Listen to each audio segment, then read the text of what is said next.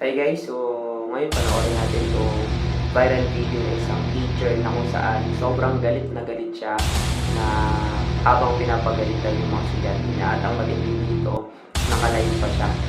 Okay, so tignan natin kung ano yung mga sinasabi niya. Una sa lahat, hindi nyo kami binabayaran dito para magtau-tauhan at gawin yung robot at gawin yung katatawanan sa harapan. Pangalawa, hindi ako nag-board exam para lang hindi irespeto ng mga katulad. Pangalawa, hindi ako nag-board exam para lang hindi irespeto ng mga katulad nyo. Wala ka lamang nararating sa buhay.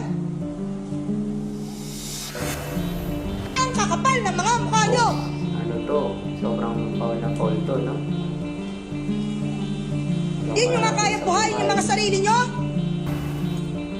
Hindi kayo marunong rumispeto.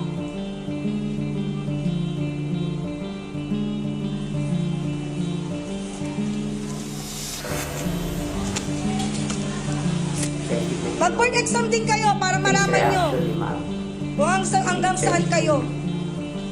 Baka hindi pa nga kayo pumasa eh. Sa ugali nyong ganyan. Hindi na nga kayo matalino eh. Sama pa ng ugali. Wala kayong mararating. Ako na nagsasabi sa inyo. Wala kayong lugar sa mundo. Walang mararating, no? Lugar sa mundo. Bumaba ka na doon! Alam mo yun? Batawa ka pa? Nakakagigil, no? Pag ikaw yung...